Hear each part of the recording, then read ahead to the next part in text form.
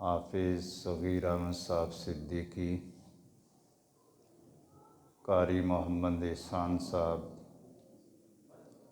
حافظ محسن جہانگیر صاحب نقشبندی، علامہ حافظ غفران محمود صاحب، صاحبزادہ محمد حسن رضا صاحب ثاقبی۔ السلام علیکم ورحمۃ اللہ وبرکاتہ۔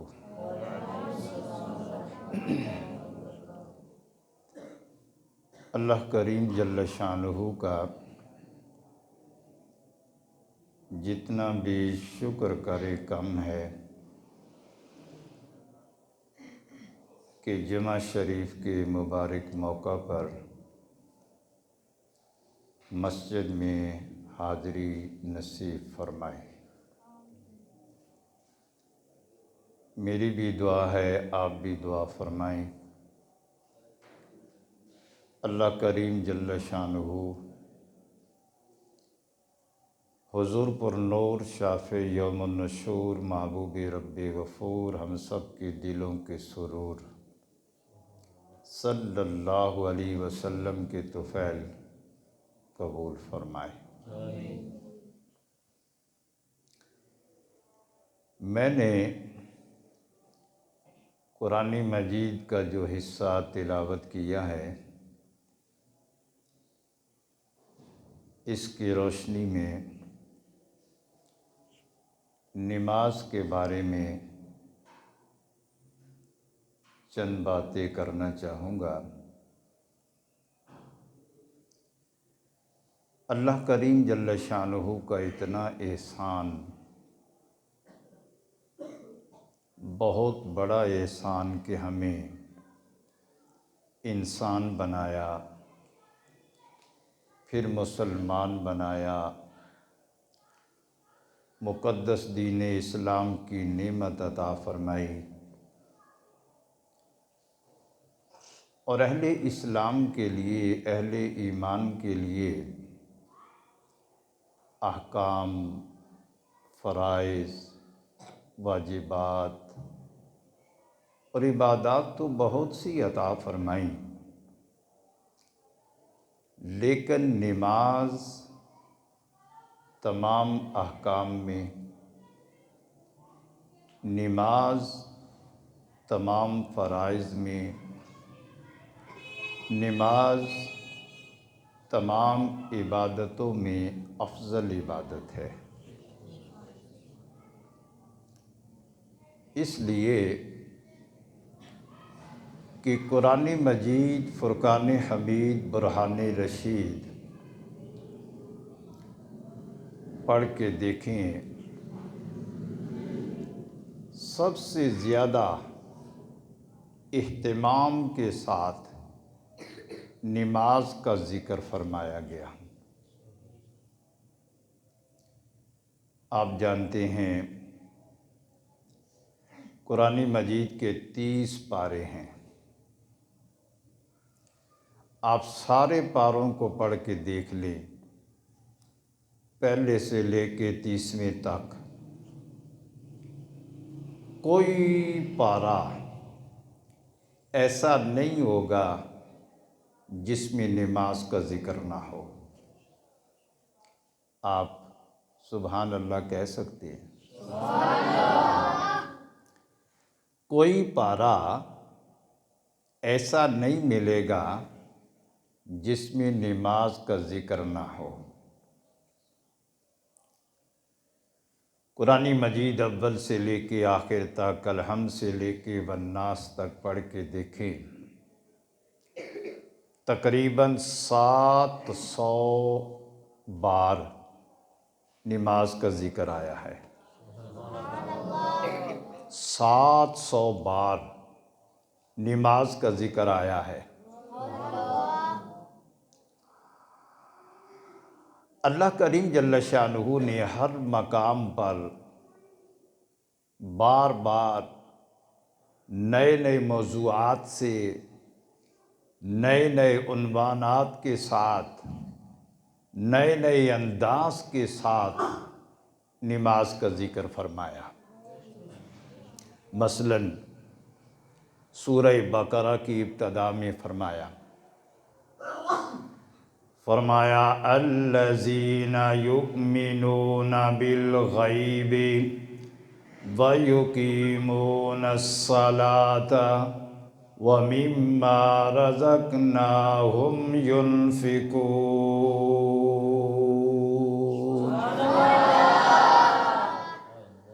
دوسرے سپارے میں پھر ارشاد فرمایا، نماز کا ذکر کیا، فرمایا یا ایھا الذین آمنوا استعینوا بالصبر والصلاة ان اللہ مع الصابرین۔ اسی سپارے میں پھر نماز کا ذکر فرمایا حافظوا علی الصلوات والصلاة الوسطی وقوموا للہ قانتین۔ ایک اور مقام پہ پھر نماز کے بارے میں فرمایا وَأْمُرْ أَهْلَكَ بِالصَّلَاةِ وَاصْطَبِرْ عَلَيْهَا۔ ایک اور مقام پہ پھر ارشاد فرمایا إِنَّ الصَّلَاةَ تَنْهَى عَنِ الْفَحْشَاءِ وَالْمُنْكَرِ وَلَذِكْرُ اللَّهِ أَكْبَرُ۔ پھر تیسویں سپارے میں ارشاد فرمایا فَوَيْلٌ لِّلْمُصَلِّينَ الَّذِينَ هُمْ عَنْ صَلَاتِهِمْ سَاهُونَ۔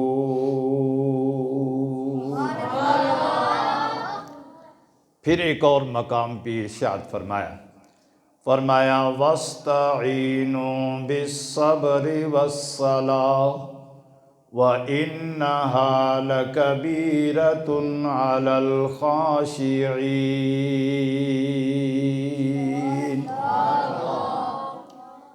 جب مسلمان قرآن پاک سنتا ہے تو خوش ہوتا ہے نا؟ خوش ہو کے کیا کہتا ہے؟ بلند آواز سے فرمایا وَاسْتَعِینُوا بِالصَّبْرِ وَالصَّلَاةِ وَإِنَّهَا لَكَبِیرَةٌ إِلَّا عَلَى الْخَاشِعِینَ۔ تو ان آیات بینات کے اندر نماز کا ذکر ہے۔ تفصیلات میں جانے کا وقت نہیں، عرض یہی کرنا چاہتا ہوں کہ قرآن مجید پڑھ کے دیکھیں تو پھر بھی، احادیث طیبات کا مطالعہ کریں تو پھر بھی نماز کا ذکر کثرت کے ساتھ ملتا ہے۔ اب یہ تو آپ نے قرآن سنا، اور اب حدیث پاک پیش کرو، اس لیے کہ قرآن اور حدیث مسلمان کے لیے دونوں ہدایت کا سرچشمہ ہے۔ قرآن اور حدیث مسلمان کے لیے دونوں ہدایت کا منبع ہے، مرکز ہیں۔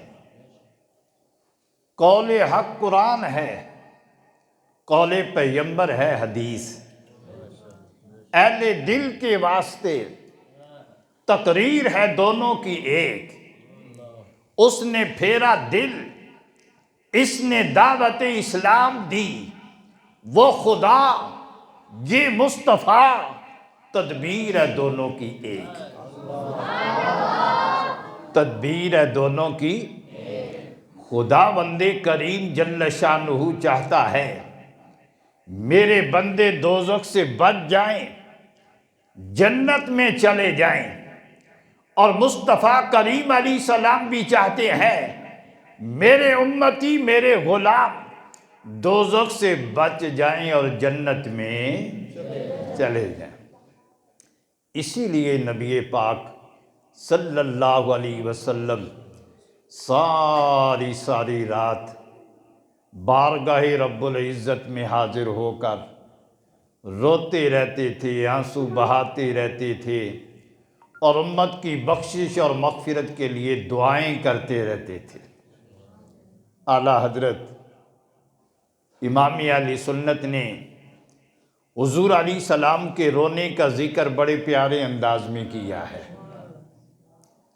اعلیٰ حضرت عرض کرتے ہیں کہ اللہ کیا جہنم اب بھی نہ سرد ہوگا، اللہ کیا جہنم اب بھی نہ سرد ہوگا، رو رو کے مصطفیٰ نے دریا بہا دیے ہیں۔ ذرا مل کے پڑھیں، رو رو کے مصطفیٰ نے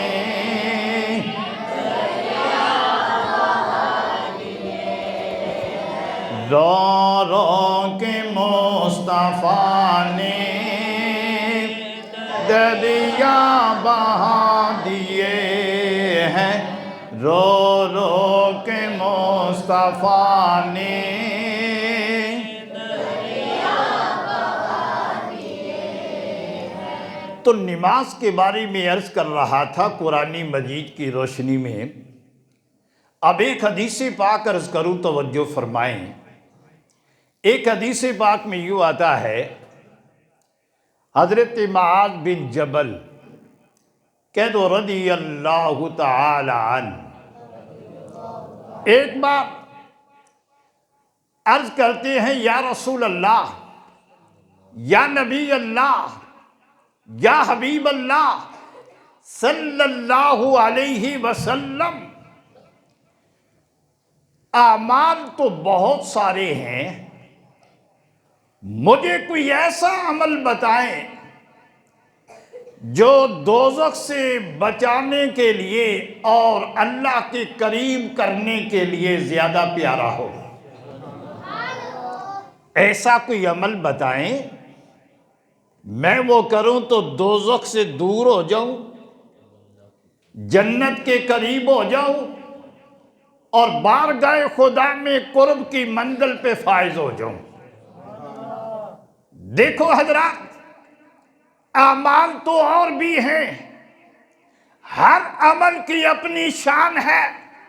نماز بھی ہے، روزہ بھی ہے، حج بھی ہے، زکوٰۃ بھی ہے، اور عبادتیں بھی ہیں، ریاضتیں بھی ہیں، تلاوتیں بھی ہیں، سخاوتیں بھی ہیں، قیام بھی ہے، رکوع بھی ہے، اور عبادتیں بھی ہیں۔ لیکن دوزخ سے دور کرنے کے لیے، جنت کے قریب ہونے کے لیے، اور خدا کو راضی کرنے کے لیے کملی والے مصطفیٰ نے جس عمل کا ذکر فرمایا دوزخ سے دور ہونا چاہتے ہو، جنت میں داخل ہونا چاہتے ہو تو نماز پابندی کے ساتھ پڑھا کرو۔ نماز پابندی کے ساتھ پڑھا کرو۔ جب نماز پابندی کے ساتھ پڑھو گے تو دوزخ سے دور ہو جاؤ گے، جنت کے قریب ہو جاؤ گے۔ محترم حضرات، یہ اتنا بڑا گفٹ، اتنا بڑا تحفہ، اتنا بڑا انعام جو پیارے مصطفیٰ کریم علیہ السلام ہمارے لیے لے کر آئے، جس کی وجہ سے ہمارے گناہ معاف ہوتی ہیں، نیکیاں لکھی جاتی ہیں، درجے بلند ہوتے ہیں، دوزخ سے دور ہوتے ہیں، جنت کے قریب ہوتے ہیں۔ کتنا پیارا عمل ہے یہ، خیر والا عمل ہے نا، خیر۔ تو یہ خیر لے کے کون آیا؟ سیدہ آمنہ کے لال محبوب بلال۔ کیسے ہیں؟ ٹھیک؟ خیریت سے؟ ٹھیک؟ ماشاء اللہ۔ یہ خیر لے کے کون آئے؟ نبی پاک، صاحب لولاک، سیاح افلاک، فخر موجودات، باعث تخلیق کائنات، صلی اللہ علیہ، بولو صلی اللہ علیہ وسلم۔ حضور خیر لے کے بھی آئے اور خیر بن کے بھی آئے۔ حضور خیر لے کے بھی آئے اور خیر، اس لیے کہتے ہیں نا کہ بن کے خیر الورا آ گئے مصطفیٰ، بن کے خیر الورا آ گئے مصطفیٰ، بن کے خیر الورا۔ اور بلند آواز سے، بن کے خیر الورا آ گئے مصطفیٰ، ہم گناہ گاروں کی بہتری کے لیے، ہم گناہ گاروں کی، ایک طرف بخششیں، ایک طرف جنتیں، ایک طرف بخششیں، ایک طرف جنتیں، کیسے انعام ہے امتی کے لیے، کیسے انعام ہے مل کے بڑے، بن کے خیر الورا آ گئے مصطفیٰ، ہم گناہ گاروں کی اللہ کریم جل شانہ ہمیں 5 وقت کی نماز پابندی کے ساتھ پڑھنے کی توفیق عطا فرمائے، کیونکہ آپ کے یہاں جو خطاب ختم کرنے کا وقت ہے وہ ہو چکا ہے، تو میں انہی الفاظ پہ اکتفا کرتا ہوں، وَمَا عَلَيْنَا إِلَّا الْبَلَاغُ الْمُبِينُ۔